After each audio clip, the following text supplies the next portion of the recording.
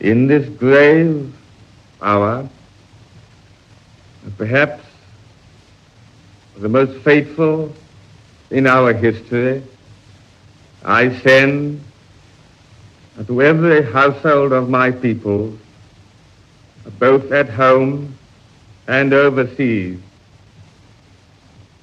this message,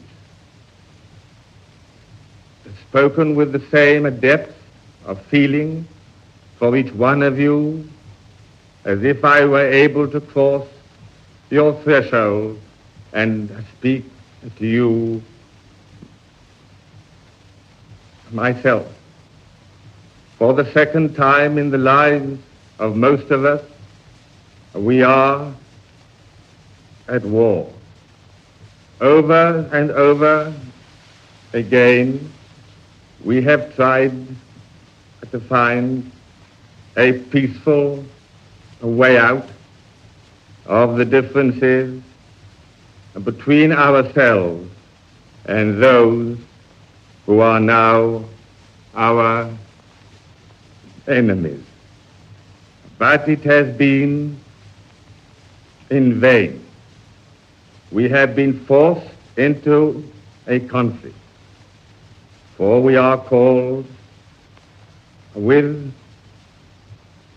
our allies to meet the challenge of a principle which, if it were to prevail, would be fatal to any civilized order in the world. It is the principle which permits a state in the selfish pursuit of power to disregard its treaties and its solemn pledges, which sanctions the use of force or threat of force against the sovereignty and independence of other states. Such a principle, stripped of all disguise,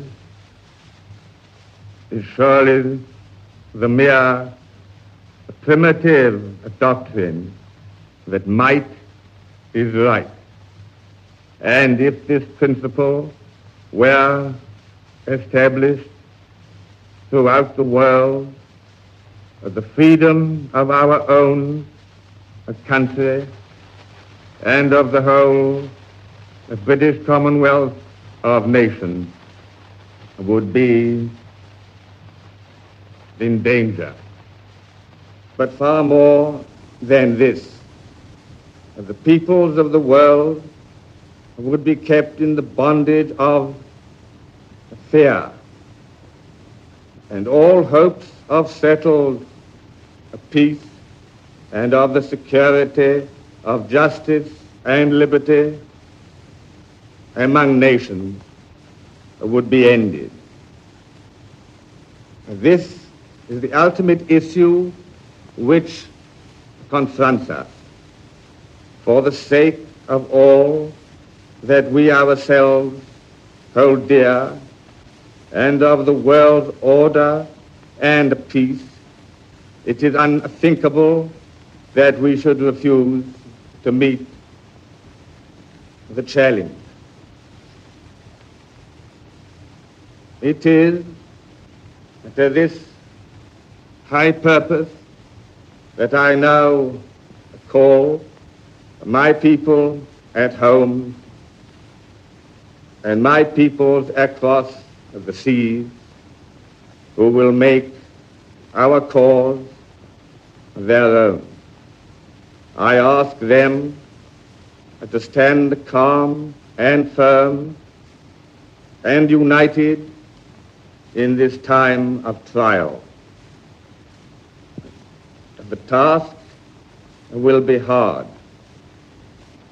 There may be dark days ahead, and war can no longer be confined to the battlefield. But we can only do the right as we see the right, and reverently and commit our cause to God. If one and all we keep resolutely faithful to it, ready for whatever service or sacrifice it may demand, and then, with God's help, we shall prevail. May He bless and keep us